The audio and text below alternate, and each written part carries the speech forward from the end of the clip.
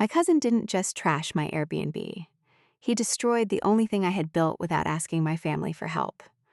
But when he walked away, laughing and thinking he was completely untouchable because we shared the same blood, he forgot one incredibly important detail.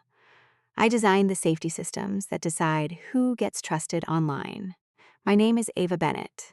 I am 34 years old, and my official job title is Trust and Safety Architect for a major global travel and property rental platform. If you use any app to book a vacation home, a hotel, or a rental car, you have interacted with the invisible infrastructure I help build. My daily job doesn't involve marketing or customer service. My job is analyzing behavioral data to identify risk. I write the rule sets that detect credit card fraud, fake guest identities, organized property damage rings, and chargeback abuse. I don't look at names, I look at risk signals. I look at device fingerprints, historical payment failures, linked accounts, and behavioral patterns. I build the digital walls that keep bad actors off our platforms. But if you asked my family what I did for a living, they would give you a very different answer. Ava just plays on the computer all day. My aunt would sigh during holiday dinners, waving a dismissive hand in my direction. She types some code, stares at a screen, and the tech company throws money at her. It's not real work. Not like Ryan. Ryan Cole was my cousin.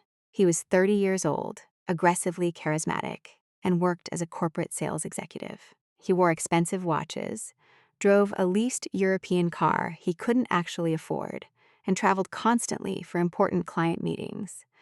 To our family, Ryan was the golden child. He was a hustler. He was a businessman doing real work in the real world, closing deals and shaking hands. To me, Ryan was just a parasite in a nice suit. He was the kind of guy who would invite you out for an expensive dinner to celebrate his newest promotion, order the most expensive steak on the menu, and then forget his wallet when the bill arrived. He was constantly asking for favors, constantly cutting corners, and always using the phrase, "but we're family," as a get-out-of-jail-free card for his terrible behavior. I kept my distance from Ryan. I kept my distance from most of my family. I wanted to prove that I didn't need their approval or their money to build a successful life, which is why I bought the house. It was a small, neglected, single-story property located about 40 minutes outside the city, nestled in a quiet, heavily wooded neighborhood near a popular recreational lake. When I bought it, the roof was leaking, the floors were warped, and it smelled distinctly of mold and old cigarettes.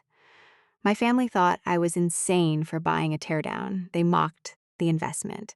But for 2 years, I spent every single weekend, every holiday, and every spare dollar I had fixing that house. I didn't hire contractors. I learned how to lay hardwood floors by watching internet tutorials. I stripped the cabinets. I painted the walls. I sourced beautiful, durable mid-century modern furniture from estate sales. I installed a smart thermostat, a digital keyless entry lock, and a discreet, legally compliant exterior camera system to monitor the driveway and the front porch. I poured my absolute soul into that house.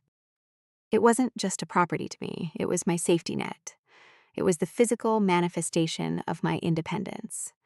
When I finally listed it on the short-term rental market, it was a massive success. The aesthetic was perfect, the location was ideal for weekend getaways, and because of my professional background, my listing rules were ironclad. No parties, no unregistered guests, no smoking. No exceptions, the rental income paid my mortgage, accelerated my student loan payments, and finally gave me a sense of deep financial security. I achieved superhost status within 3 months. The house was my pride and joy. And then Ryan called. It was a Tuesday afternoon in late October. My phone buzzed on my desk while I was reviewing a massive dataset of fraudulent chargebacks. Ava, how's my favorite cousin? Ryan's voice boomed through the speaker, aggressively cheerful. I'm working, Ryan, I said flatly, keeping my eyes on my monitors. What do you need? Straight to business, I love it. Ryan laughed, entirely ignoring my cold tone. Listen, I have a massive opportunity this weekend. Two of my biggest corporate clients are flying into town. These guys are heavy hitters, Ava. They want to get out of the city, drink some good bourbon, and relax. I want to book your lake house for Friday and Saturday night. I immediately felt a spike of anxiety. Ryan, my house is already booked for this weekend. And even if it wasn't, the nightly rate right now is $400, plus the cleaning fee. Oh, come on, Ryan scoffed. Cancel the booking. Tell them there's a plumbing issue. You can't charge me retail, Ava. I'm family. Let me have it for $200 a night. It's just me and two older guys. We're just going to sit on the porch and talk business. You'll be doing me a massive favor. This could mean a huge commission for me. I don't cancel on paying guests, Ryan. It violates the platform's host policy, I explained, trying to keep my voice even. And I don't give family discounts. This is a business. You are so rigid, Ava. Ryan groaned, his cheerfulness slipping into irritation. Fine, whatever. I'll just put them in a cheap motel. I'm sure they'll love that. He hung up. I thought that was the end of it. I was wrong. 30 minutes later, my phone rang again. It was my mother. And after her, it was my aunt. Ryan had immediately called his mother, complaining that I was intentionally trying to sabotage his career by denying him a place to host his clients. The family pressure campaign began. Ava, you are being incredibly selfish, my aunt hissed over the phone. Ryan is trying to build a future for himself. He's trying to make a real living. You have this empty house just sitting there, and you're going to charge your own blood full price? What is wrong with you? The house isn't empty, Aunt Susan, I argued, rubbing my temples. I have a paying guest. Then refund them, she demanded. Family comes first, Ava. Always. If you don't do this for him, you are turning your back on all of us. I held the phone, feeling the familiar, suffocating weight of my family's toxic dynamics pressing down on my chest. They didn't respect my work.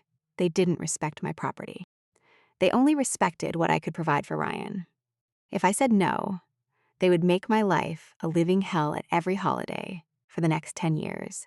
They would paint me as the greedy, heartless tech worker who cared more about a few $100s than her own cousin's success. I checked my host dashboard. In a bizarre twist of fate, the guest who had booked the weekend had just messaged me, asking if they could reschedule their trip due to a family emergency on their end. I stared at the screen. The universe had just handed me an out. I authorized the guest's reschedule without a penalty. Then, I called Ryan back. The weekend just opened up, I said, my voice tight. I knew you'd come through, Ryan cheered. Send me the booking link. $200 a night, right? No booking link, I said. I didn't want him booking through the platform for a discounted rate. It would mess up my algorithmic pricing and metrics. You can pay me directly via peer-to-peer transfer. $400 total for the 2 nights. But Ryan, you have to listen to me very carefully. Yeah, I'm listening, he said dismissively. This is my home. It is not a hotel, I said, my voice dropping into a dead serious register. The rules are non-negotiable. It is you and your 2 clients. Maximum occupancy is 3 people. No unauthorized guests. Absolutely no parties. No smoking inside the house. If you break anything, you pay for it. Ava, relax. Ryan laughed. We're corporate professionals. We're going to drink some scotch, talk about margins, and go to sleep early. You won't even know we were there. I will send you the smart lock code on Friday afternoon, I said, and hung up. I drafted a formal written agreement outlining the rules, the maximum occupancy, and his financial liability for any damages. I emailed it to him, requiring a digital signature before I released the door code. He signed it electronically an hour later, texting me a rolling eyes emoji, along with the payment confirmation. I felt a deep, twisting sense of dread in my gut, but I told myself I was overreacting. I told myself that Ryan was 30 years old, a grown man hosting business clients. Surely, he wouldn't risk embarrassing himself in front of the people paying his commission. Friday arrived. At 4 p.m., I received the automated push notification on my phone. Smart lock unlocked, temporary code Ryan. I checked the exterior camera feed on my second monitor at work. The footage showed Ryan pulling into the driveway in his leased BMW. Two older men in business casual attire got out of the car with him. They carried small duffel bags. They looked completely normal. They walked into the house and the door locked behind them. I let out a slow breath. Everything was fine. I had been paranoid. I closed the camera feed, finished my shift, and went home for the weekend. I went to the gym, cooked a nice dinner, and watched a movie. My phone remained silent. At 11:30 p.m., I was brushing my teeth, getting ready for bed, when my phone screen suddenly illuminated on the bathroom counter. It was a push notification from the noise decibel monitor I had discreetly installed in the living room of the Airbnb. The monitor didn't record audio. That was illegal and a violation of platform policy. But it measured sustained volume levels to prevent unauthorized parties. The notification read, "Warning. Sustained noise level exceeded 85 decibels for 10 consecutive minutes." 85 decibel wasn't three guys drinking scotch and talking about profit margins. 85 decibels was a nightclub. My heart hammered against my ribs. I grabbed the phone, spat out my toothpaste, and immediately opened the application for my exterior driveway camera. The live feed buffered for a second, and then the high-definition night vision footage loaded onto my screen. I stared at the footage in absolute disbelief. Ryan's BMW was still in the driveway. But it wasn't alone. There were at least 12 other cars parked haphazardly across my manicured front lawn, their tires tearing deep, muddy trenches into the grass. The front door of my house was propped wide open, people I had never seen before. Mostly young men and women in their early 20s, holding red plastic cups and beer bottles, were spilling out onto my newly stained cedar porch. I watched as a young man stumbled out the front door, leaned over the expensive wooden railing I had built with my own hands, and vomited directly into my hydrangea bushes. Ryan hadn't brought clients to the house. The two older men from the afternoon were likely just colleagues he had used as a cover story for the check-in. Ryan had used my house to throw a massive, uncontrolled fraternity-style party. I hit the dial button on Ryan's contact. The phone rang 6 times and went to voicemail. I called again. Voicemail. I texted him, "Ryan, I am looking at the cameras. Shut the party down right now, or I am calling the police. I watched the live feed." A minute passed. Ryan didn't appear on the porch. The music didn't stop. My phone buzzed with an incoming text message. It was from Ryan. "Chill out, Ava. It's just a few friends from the office. Stop spying on me, you psycho. I'll clean up tomorrow." Go to sleep. He didn't just dismiss me. He called me a psycho for protecting my own property. I didn't reply to the text. I didn't go to sleep. I threw on a pair of jeans, grabbed my keys, and ran out the door. The house was a 40-minute drive away. I broke every speed limit on the highway. My hands were gripping the steering wheel so tightly. My knuckles were entirely white. I wasn't just angry. I was consumed by a blinding, terrifying rage. My family had forced me to hand over the keys to my sanctuary, and my cousin was actively destroying it while calling me crazy. When I turned onto my street, I could hear the heavy bass of the music vibrating through the closed windows of my car from 3 houses away. I parked my car at the end of the driveway, blocking in 3 unknown vehicles. I marched up the driveway, pushing past a group of intoxicated girls who were smoking cigarettes on my porch and dropping the glowing ashes directly onto the dry wood. I walked through the propped open front door. The interior of my house was a nightmare. There were easily 40 people packed into the small living room and kitchen. The air was thick with the suffocating smell of marijuana, cheap beer, and stale sweat. I saw Ryan standing in the center of the kitchen. He was holding a bottle of tequila, laughing loudly, his arm around a girl I didn't know. He looked up and saw me standing in the doorway. He didn't look guilty. He didn't look panicked. He rolled his eyes, whispered something to the girl that made her laugh, and walked over to me, holding the tequila bottle by the neck. Wow, you actually drove all the way out here? Ryan sneered, his speech slightly slurred. Ava, you really need to get a life. We're just having a few drinks. Get everyone out, I said, my voice trembling with rage. Right now. Or what? Ryan laughed, taking a swig from the bottle. He leaned in, his breath reeking of alcohol. You're going to tell my mom? You're going to ruin the family weekend? Relax. It's just a rental house. Stop acting like it's a real home. It's just an investment property.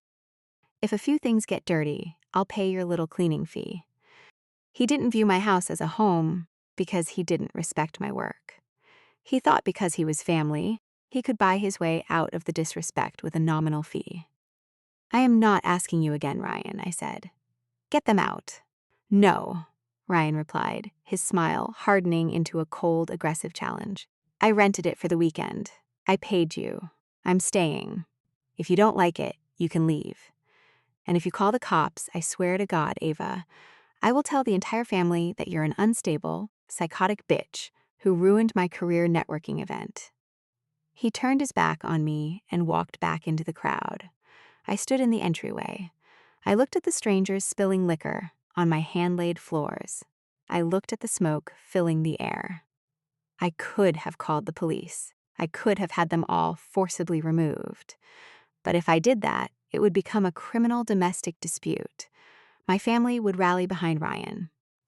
They would claim I was overreacting, that I had escalated a simple family gathering into an arrest. They would force me to drop the charges to save Ryan's corporate career. I would be the villain. I turned around and walked out the door. I didn't call the police. I drove back home in complete silence. Ryan thought he had won.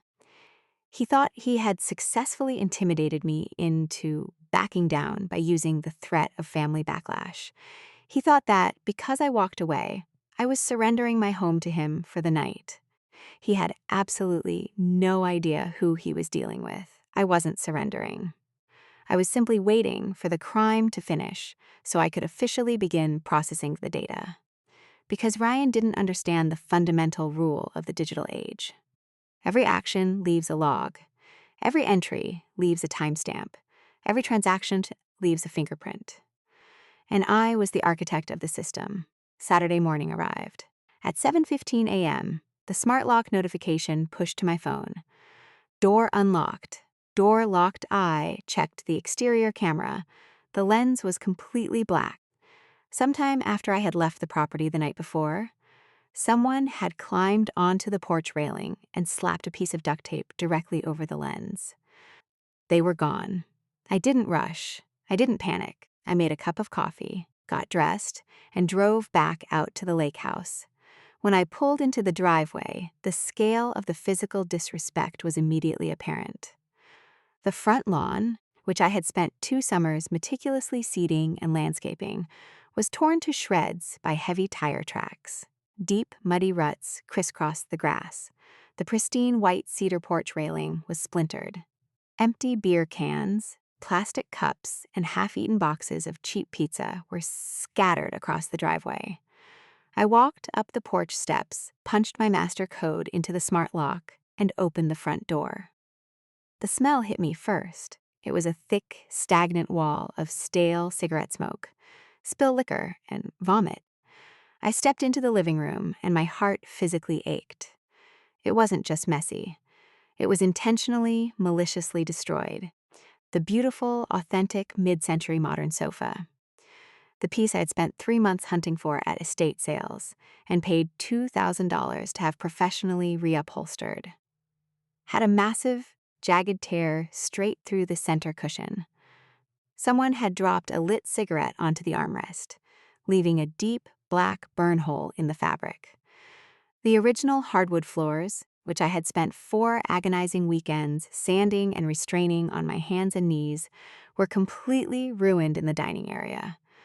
A massive puddle of dark, sticky liquor had been left to soak into the wood overnight, warping and buckling the expensive planks. There was shattered glass everywhere. The sliding glass door leading to the back patio had a spiderweb crack spreading from a point of impact, likely caused by a thrown bottle. The kitchen was a biohazard of rotting food and overflowing trash. Someone had taken a permanent marker and drawn crude, juvenile shapes on the freshly painted walls in the hallway. I walked through the bedrooms. The luxury linens were stained, torn, and in one room, completely missing. The mattress in the master bedroom was soaked with an unidentifiable liquid. I stood in the center of the hallway, surrounded by the wreckage of my sanctuary. I felt a hot, blinding surge of tears welling in my eyes. I wanted to drop to my knees and scream. This house was my proof that I was capable. It was my proof that I didn't need the family that had always treated me like an afterthought. And in one night, Ryan had reduced my independence to a pile of sticky, shattered garbage. But I didn't cry. Crying was an emotional response. I needed a procedural response. I pulled out my phone and switched the camera to video mode. Before I touched a single piece of trash, before I picked up a single piece of glass, I filmed a continuous, unedited walkthrough of the entire property, timestamping it with a verbal narration of every single piece of damage. Then I took over 100 high-resolution photographs, capturing the burn marks, the slashed upholstery, the warped wood, and the shattered glass. I called a professional remediation contractor I trusted. He arrived 2 hours later, walked through the house, and simply shook his head. "This isn't a cleaning job, Ava," the contractor said, writing up an estimate on his clipboard. "The hardwood has to be pulled up and replaced.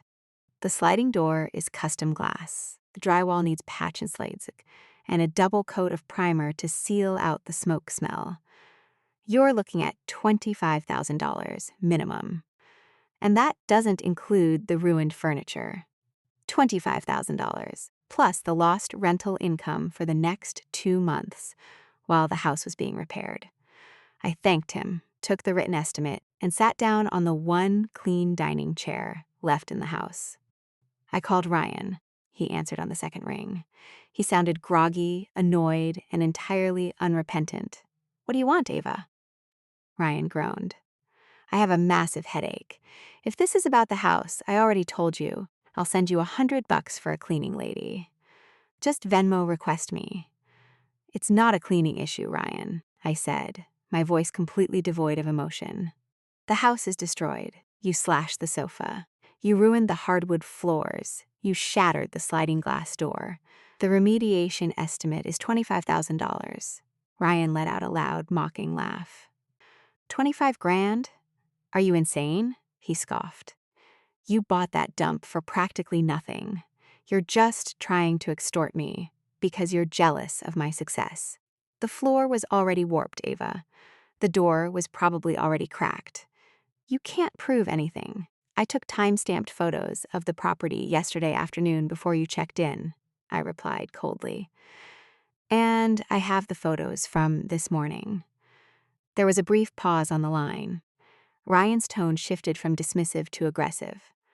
"Listen to me very carefully, Ava," Ryan sneered. "I'm not paying you a single dime. If you try to charge me, if you try to take this to court, I will tell the platform that your house was unsafe. I will tell them you had illegal hidden cameras inside the bathrooms. I will leave reviews saying the house was infested with bed bugs. I will have your precious little listing permanently banned by tomorrow morning."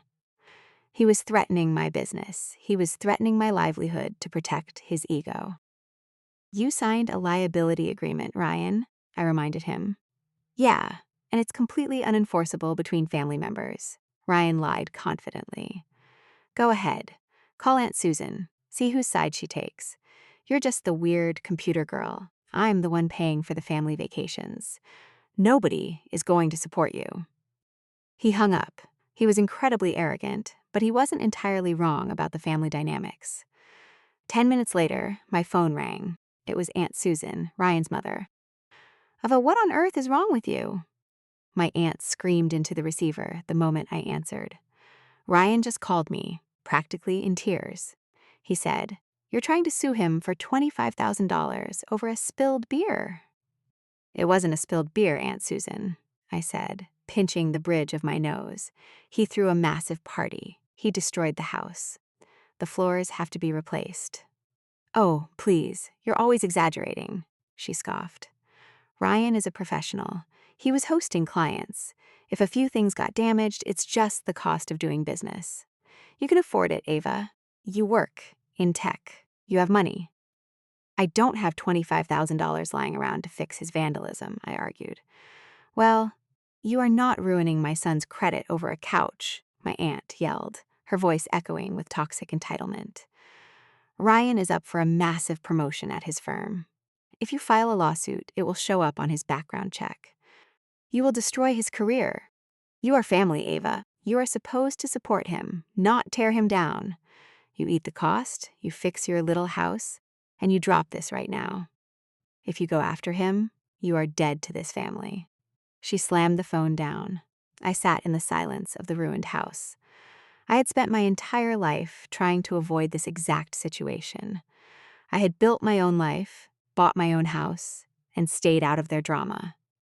But they had dragged me back in, and now they were demanding that I pay for the privilege of being abused by them. I opened my laptop. I didn't log into the rental platform yet. Before I did anything official, I needed to gather open source intelligence. In the trust and safety industry, one of our primary tools for verifying fraudulent claims is social media footprinting. Bad actors are almost never as smart as they think they are. They love to brag. I opened Ryan's public social media profile on my secondary browser. Right at the top of his page was a newly posted story compilation titled Weekend Vibes with the Boys. I clicked play. The first video was a selfie video of Ryan standing on my custom cedar porch, holding a bottle of expensive vodka. When the cousin gives you the family discount on the lake house, you gotta utilize the space, right? Ryan yelled into the camera, laughing. The next video cut to the interior of the house. It was shot at around 1 show a.m. Ryan was standing directly on top of the mid-century modern coffee table I had spent weeks restoring. He was wearing muddy shoes. He had a red plastic cup in one hand and my framed house rules, no parties, sign in the other. No parties, Ryan screamed to the cheering crowd of intoxicated 20-somethings. He threw the framed sign across the room. I watched, via his own footage, as the frame hit the wall, shattering the glass and denting the drywall. The final video in the compilation was the most damning. It showed Ryan explicitly handing a kitchen knife to one of his friends, encouraging him to see how sharp it is by stabbing the armrest of the vintage sofa. He hadn't just accidentally damaged the house during a wild night. He had actively, intentionally destroyed my property for social media clout, knowing that he could use the family to shield himself from the consequences. I downloaded the videos in high definition. I took screenshots of the timestamps, the geotags, and the visible faces of the unauthorized guests. Then my phone buzzed. It was a text message from Ryan. He must have seen my name pop up on his viewer list before I had a chance to anonymize my account. Ryan, look, Ava. I saw you watching my stories. The videos are just a joke. Don't take it so seriously. I didn't reply. 30 seconds later, another text arrived. Ryan, fine. I don't want the family fighting over this. I'll pay you $500 a month until we're square. Just don't report it to the booking app or the insurance. They'll just complicate things. Deal? I stared at the text message. It was a classic delay tactic. In the short-term rental industry, hosts have a strict, non-negotiable 14-day window to report property damage and file a claim through the platform's resolution center. If a host misses that window, the platform categorically denies the claim, and the host loses all platform-backed insurance protections. Ryan knew the policy. He traveled constantly for work. He knew exactly how the rental platforms operated. He wasn't offering to pay me. He was offering a fake compromise, a false hope, to string me along for 2 weeks. Once the 14-day reporting window closed, he would stop paying, block my number, and I would be left completely defenseless, unable to claim the platform's insurance. He was trying to play the system. "You're not that smart, Ryan," I whispered to the empty room. I replied to his text. "Ava, 500 a month is a start. Let me think about it." I needed him to think I was considering the deal just long enough for him to drop his guard and stop preemptively calling the family to complain about me. The moment I sent the text, Ryan's reply came through. "Ryan, glad you're finally being reasonable." See? Family works it out. An hour later, I checked his social media profile again. He had deleted the videos. He had blocked my account. And according to a sympathetic cousin who texted me later that afternoon, Ryan had posted a long, vague status update about how toxic family members will try to extort you the minute you become successful. He had secured his narrative. He had rallied the family to his side. He believed he had won. I sat in the ruined living room, the stench of stale beer and cigarette smoke clinging to my clothes. I looked at the slashed sofa. I looked at the warped floors. I thought about the thousands of hours I had spent building this sanctuary, and the casual, arrogant cruelty it took for him to destroy it, and then blame me for being upset. My aunt had demanded that I handle this like a family matter. She demanded that I eat the cost, stay quiet, and protect Ryan's precious corporate career. But Ryan had crossed a line that family couldn't protect him from. He had committed thousands of dollars in property damage. He had engaged in payment evasion. He had violated a signed, legally binding digital contract. He had hosted an unauthorized event, resulting in a public nuisance. He thought this was a family problem. He forgot it was also a platform safety problem. I closed my messaging app. I opened my laptop, connected to my secure mobile hotspot, and logged into my professional trust and safety portal. I didn't need to hack anything. I didn't need to manipulate the code. I just needed to do what I did best. I needed to process the data. I needed to build a verified guest risk case. And I was going to build a case so flawlessly documented, so legally bulletproof, and so overwhelmingly damning that not a single algorithm on the planet would ever trust Ryan Cole again. I cracked my knuckles, opened a blank incident report, and started typing. There is a common misconception about how tech platforms handle bad actors. People imagine a room full of employees manually reading complaints and subjectively deciding who to ban. That's not how it works. At the scale of millions of daily transactions, human review is too slow. The platforms rely on automated risk models. These models are hungry. They feed on data, and if you know exactly what type of data the model considers high severity, you can trigger an automated, irrevocable suspension without a single human ever needing to intervene.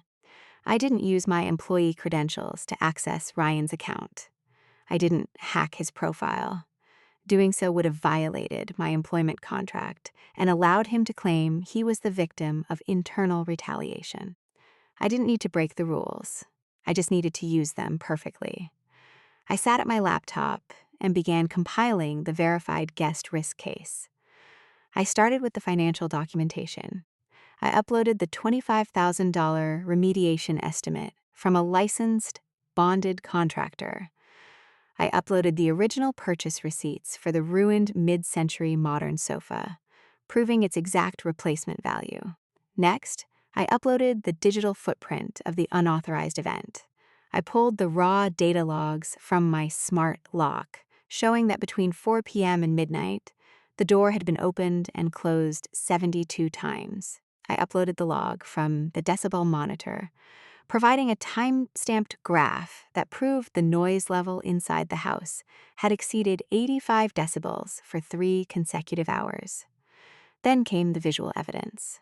I uploaded the 75 high-resolution photographs of the damage, alongside the time-stamped photos I had taken of the pristine house just hours before his arrival. But the crown jewel of the dossier was Ryan's own social media footage. In the trust and safety industry, proving intent is the hardest part of a property damage claim. Guests usually claim accidents, a slipped glass, a clumsy stumble. But I had high-definition video of Ryan standing on a coffee table, screaming at the camera, throwing a framed rule sign against the wall, and actively instructing his friend to stab my upholstery with a kitchen knife. It was irrefutable, malicious, intentional destruction of property. I packaged the videos into a compressed folder and attached them to the claim. But I knew that to trigger a global, cross-platform risk flag, internal evidence wasn't enough. The algorithm needed external, legal verification to elevate the case from a dispute to a critical safety hazard. So, I left my laptop and drove to the local police precinct. I didn't file a noise complaint. I didn't file a domestic dispute. I walked up to the desk sergeant, handed him a USB drive containing Ryan's social media videos, and formally filed a criminal report for malicious destruction of property over $10,000. The police didn't immediately arrest him.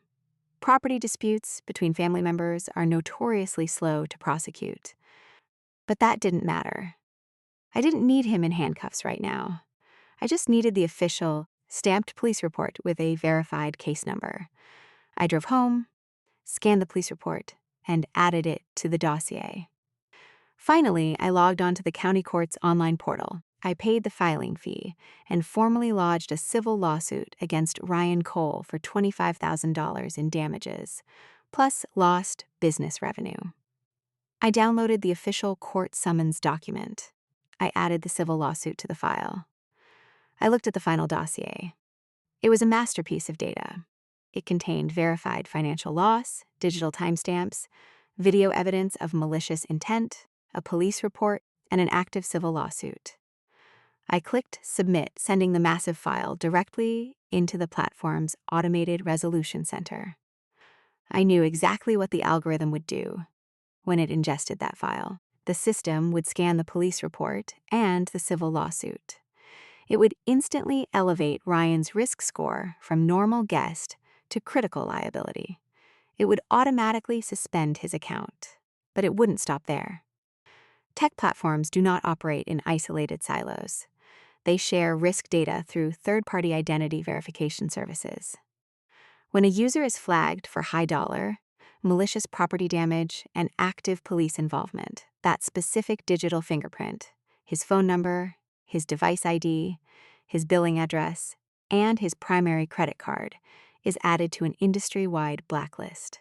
Furthermore, because Ryan had booked the house using the credit card tied to his corporate travel profile to maximize his reward points, the algorithm would automatically flag that corporate profile as a liability risk.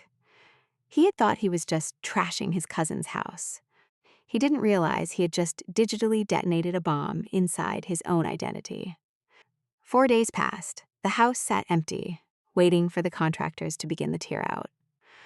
On Thursday evening, my family hosted a birthday dinner for my uncle at a local Italian restaurant.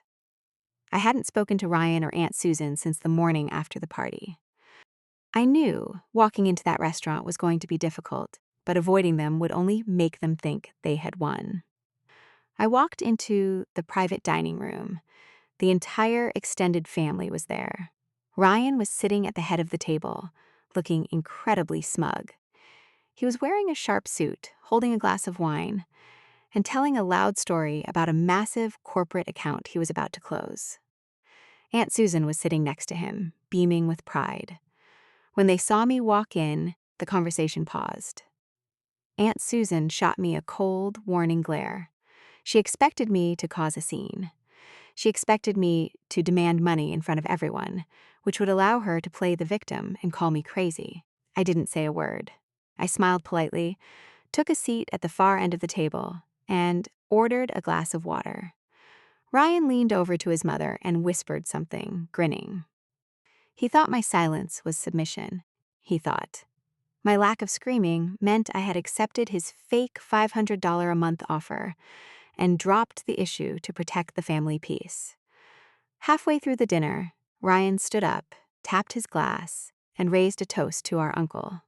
After the toast, he looked down the table directly at me. "And I want to give a quick shout out to my cousin Ava," Ryan said loudly, ensuring everyone at the table was watching. Ava and I had a little misunderstanding this weekend over her rental property. But as I always say, family works it out. We don't let silly little things get in the way of blood. Right, Ava? We cool? He was publicly establishing his narrative. He was forcing me to either agree with him in front of the whole family or throw a tantrum and look like the villain. I picked up my glass of water. I looked at Ryan's smug, arrogant face. "We're perfectly fine, Ryan," I said, my voice incredibly calm. "I handled it." Aunt Susan let out a loud, relieved sigh. "See? I told you she'd be reasonable." "It's just a house, Ava. You can always buy another rug." The table went back to eating, laughing, and praising Ryan for his maturity in handling the misunderstanding. I quietly ate my pasta. I wasn't waiting for an apology. I was waiting for the algorithm. In the Trust and Safety Department, we design the risk mitigation scripts to run in batches. High-severity account suspensions usually trigger at the end of the business day, Pacific Standard Time. It was 7:45 p.m. Ryan was in the middle of telling another story about his upcoming business trip. "Yeah, I'm flying out to Chicago on Monday," Ryan boasted, cutting his steak. "Massive conference. I'm meeting the VP of purchasing for a Fortune 500 company. If I close this deal, I'm making partner by Christmas." As he spoke, his smartphone, sitting face up on the white tablecloth next to his plate, illuminated with a push notification. Ryan paused his story. He glanced down at the screen. I watched his face, the smug, arrogant smile slowly faded. His brow furrowed in confusion. He picked up the phone, unlocked it, and opened his email app. Whatever he was reading, it was long. I watched the color completely drain from Ryan's face. His jaw went slack. His eyes darted rapidly back and forth across the screen as he processed the information. He looked like a man who had just been punched in the stomach. "Ryan? Honey, what's wrong?" Aunt Susan asked, noticing his sudden silence. Ryan didn't answer her. He slowly lowered the phone. He looked across the long dining table, past the wine glasses and the plates of pasta, and locked eyes directly with me. His expression was a mixture of absolute shock and rising panic. He had just received the automated email from the platform's legal department. He had just been informed that his account was permanently suspended, that he was the subject of an active police investigation for malicious destruction of property, and that a $25,000 civil lawsuit had been filed against him. He realized, in that exact moment, that I had never accepted his fake deal. I had never dropped it. While he was bragging to the family about how easily he had manipulated me, I had been quietly, methodically burying him in a digital avalanche of his own making. "Ava," Ryan whispered, his voice trembling, completely ignoring his mother's question. "What did you do?" The entire table fell dead silent. Everyone looked at Ryan, and then they looked at me. I dabbed my mouth with a linen napkin. I didn't raise my voice. I didn't gloat. I spoke with the cold, sterile precision of an automated system. "I didn't do anything, Ryan," I said clearly. "I simply submitted the photographs, the smart lock logs, the noise data, and the videos of you stabbing my furniture to the platform's resolution center, along with the police report and the civil court summons." Aunt Susan gasped, dropping her fork onto her plate with a loud clatter. "You called the police? On your own cousin?"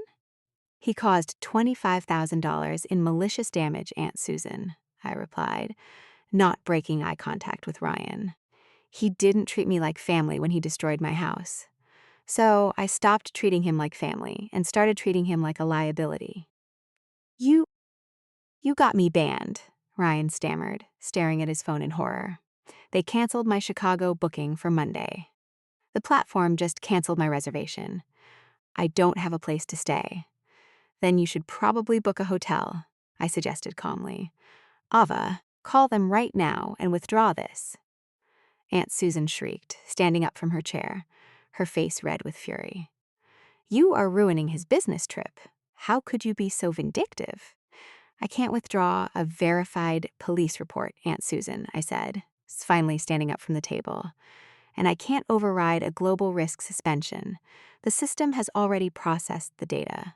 The decision is final. I picked up my purse, left $50 on the table to cover my meal, and walked out of the restaurant. As I walked to my car, I could hear Aunt Susan yelling inside, and Ryan frantically dialing his phone, likely trying to call customer service to beg for his account back. He thought he was having a bad night. He thought the worst thing that had happened was losing his Airbnb account and having to scramble to find a new hotel for his Chicago trip. He didn't understand how deep the digital ecosystem actually went. He didn't know that the identity verification software used by the platform was the exact same software used by every major rental car agency, every alternative booking site, and his own corporate travel management portal. He didn't know that the critical liability flag attached to his name was currently propagating across the global servers of the hospitality industry. He thought he could just switch apps. He was about to find out that when you burn down the system, you don't get to simply walk through another door. Monday morning in Chicago was going to be very, very cold. Ryan landed at Chicago O'Hare International Airport at 4 o'clock on Monday afternoon. The weather was miserable. A massive, freezing rainstorm was rolling off Lake Michigan, dropping the temperature into the low 30s. It was the kind of bone-chilling, damp cold that soaked straight through your clothes. Ryan wasn't worried. He was annoyed about the family dinner, and he was furious that his primary rental account had been banned, but he still didn't grasp the severity of the situation.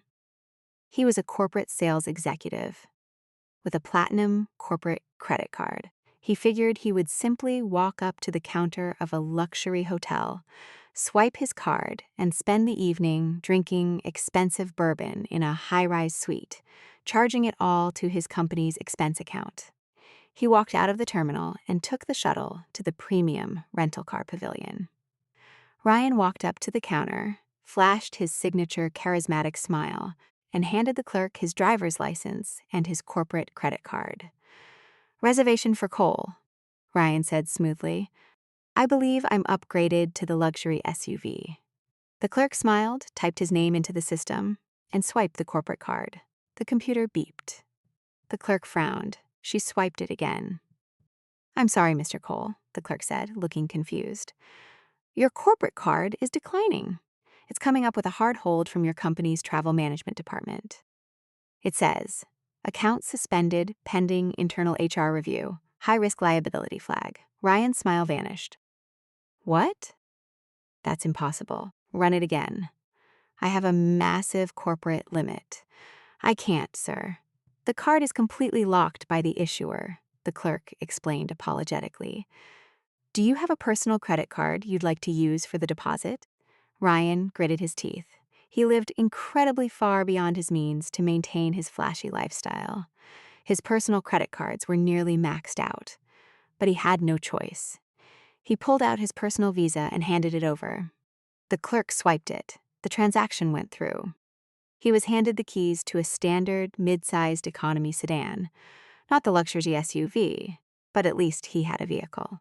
He walked out into the freezing rain, got into the cold car, and immediately called his company's travel department.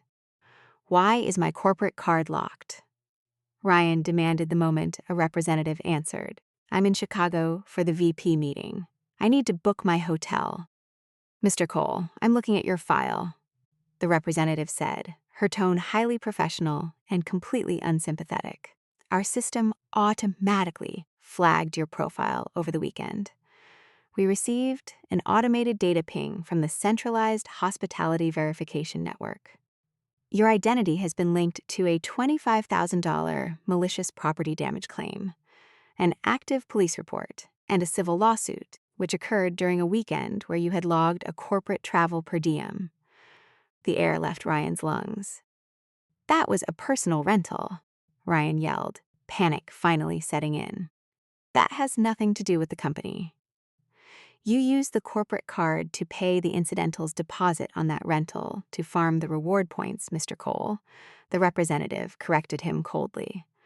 "By doing so, You linked the company's financial profile to an active criminal property damage investigation. As per corporate policy, your travel privileges and expense accounts are suspended immediately. HR will be contacting you on Wednesday to discuss potential termination for gross misconduct. Have a good evening. The line went dead. Ryan sat in the rental car, the freezing rain pounding against the windshield. He couldn't use his corporate card. He couldn't book a 5-star hotel. Desperate, he pulled out his phone and opened a different, competitor app for short-term rentals. He found a nice apartment downtown, entered his personal credit card, and clicked book. A red error message popped up. Booking declined. Please upload government ID for manual verification. Ryan quickly took a photo of his driver's license and uploaded it. 10 seconds later, the system cross-referenced his ID against the global third-party risk database. The database saw the active police report. It saw the $25,000 civil lawsuit. It saw the critical liability flag that I had generated. A new message appeared: account permanently suspended. You do not meet the community safety standards for this platform. He was blacklisted. Not just from one app, from the entire digital rental ecosystem. He drove to a mid-tier hotel near the airport. He walked up to the front desk, shivering in his expensive suit, and tried to book a room with his personal credit card. The clerk swiped the card. I'm sorry, sir. Your card is declining. The hold for the rental car had eaten up the last of his available personal credit. Try it again, Ryan yelled, slamming his hand on the counter. I have money. Just run the damn card. Sir, if you raise your voice again, I will call security. The clerk warned him. Your card is declined. I cannot give you a room. By 1 a.m., the temperature had dropped to 28 degrees. Ryan had driven to 3 different cheap motels. 2 of them were completely sold out due to the massive corporate conference in town. The third one required a $200 cash deposit, and Ryan only had $40 in his wallet. He drove back to a dark, empty strip mall parking lot. He turned off the engine to save gas. The cold immediately began seeping through the windows of the cheap rental car. He wrapped his suit jacket tightly around himself, his teeth chattering uncontrollably. He was a corporate executive. He was the golden child of the family. And he was sleeping in a freezing sedan in a parking lot because every single door in the city had been digitally locked against him. At 2:15 a.m., my phone rang. I was asleep in my warm, comfortable bed. I saw Ryan's name on the caller ID. I answered the phone and put it on speaker. What did you do to me? Ryan's screamed into the phone. His voice was raw, hoarse, and shaking violently from the cold. My corporate card is locked. HR is investigating me. I can't book a room. I'm sleeping in a freezing car in a parking lot. Fix this, Ava. Fix it right now. I lay in the dark, listening to the absolute panic in his voice. I can't fix it, Ryan, I said calmly. The algorithmic decision is final. You ruined my life over a couch, he sobbed, the arrogant, entitled facade completely shattered. You're a monster. I'm your family. I didn't do anything to you, Ryan, I replied, my voice steady, cutting through his hysteria like a scalpel. I didn't cancel your corporate card. I didn't lock your hotel room. I didn't force you to sleep in a car. You filed the report, he yelled. I reported what you did, I corrected him. You slashed the sofa. You ruined the floors. You threw the party, and you laughed about it on video. You thought you could destroy my home and walk away because we share the same blood. Please, Ryan begged, his teeth audibly chattering. I'm freezing. Please, Ava, withdraw the police report. I thought about the night I had driven out to the lake house. I thought about the way he had sneered at me, telling me to get out of my own home, telling me it wasn't a real house, threatening to ruin my business with fake reviews if I dared to stand up to him. You weren't blacklisted because I hated you, Ryan, I said softly. You were blacklisted because every system finally saw you the way you really were. I hung up the phone. I turned on Do Not Disturb, rolled over, and went back to sleep. The The fallout when Ryan finally returned from Chicago was biblical. He went straight to Aunt Susan's house, completely humiliated, and tried to spin a massive, sympathetic narrative about how I had maliciously hacked his accounts to sabotage his business trip. Aunt Susan immediately called a family meeting to demand that I be excommunicated from the family. I didn't attend the meeting. I simply sent a single, massive group text to the entire extended family. I attached the time-stamped smart lock logs. I attached the $25,000 contractor estimate. I attached the police report. And finally, I attached the high-definition videos of Ryan standing on my table, screaming, throwing the sign, and stabbing the sofa. The group chat went dead silent. The proof was absolute. They couldn't gaslight me. They couldn't claim I was exaggerating. They were forced to watch in crystal clear video the golden child of the family, acting like a malicious, destructive vandal. An hour later, Aunt Susan called me. She didn't scream this time. She was crying. "Ava," she wept. "Please. I saw the videos. He was drunk. He made a terrible mistake. But please, drop the civil lawsuit. He was fired from his job this morning for abusing the corporate card. He doesn't have the money to pay you $25,000. It will ruin his life." She was finally begging. The entitlement was gone, replaced by the crushing reality of the legal system. "He can set up a payment plan with the court," I said coldly. "He's your family," she pleaded. "Can't you just show him some mercy? Treat him like family, just this once?" I closed my eyes, feeling a profound sense of closure wash over me. "I already gave him family treatment, Aunt Susan," I said. "That's why he thought he could destroy my home. I won't make that mistake again." I ended the call. The lawsuit proceeded. Because Ryan didn't have the funds to hire a defense attorney, and the video evidence was irrefutable, the judge awarded me a summary judgment for the full $25,000, plus legal fees. The court placed a direct garnishment on any future wages he earned until the debt was paid in full. My platform-backed host insurance, seeing the verified police report and the civil judgment, fully approved my claim. They paid out the $25,000 to repair the house immediately, and then their massive corporate legal department took over the task of collecting the debt from Ryan on their end. He wasn't just fighting me anymore. He was fighting a multi-billion-dollar tech conglomerate with an army of collection lawyers. It took 2 months to completely repair the lake house. I hired the best contractors. We tore up the ruined, sticky floors and laid down beautiful, wide plank oak. We replaced the sliding glass door. We painted the walls a crisp, clean white. I bought a brand new, even more beautiful mid-century sofa. When the house was finally finished, it looked better than it ever had before. I updated the photographs on my listing. I adjusted the pricing algorithm. And I added one final, bolded line to the bottom of my house rules agreement. Absolutely. No exceptions for friends or family. The first weekend I reopened the listing, it booked immediately. A quiet, older couple from the city rented it for their anniversary. They left the house completely spotless and left a glowing 5-star review praising the beautiful floors and the immaculate cleanliness of the property. I sat on my new sofa, looking out the pristine glass door at the quiet, peaceful lake. I didn't feel angry anymore. I didn't feel the weight of my family's toxic expectations. The house was finally, truly mine. Ryan was still unemployed. His wages garnished. His credit score destroyed.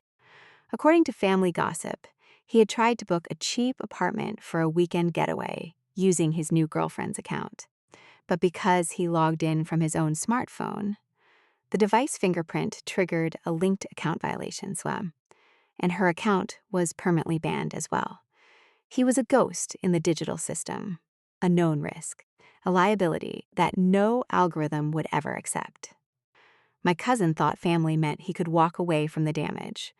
But in the end, every locked door he faced was just one more receipt for what he did to mine. So, tell me honestly, if your family destroyed the one thing you built for yourself, would you have paid the bill to keep the peace?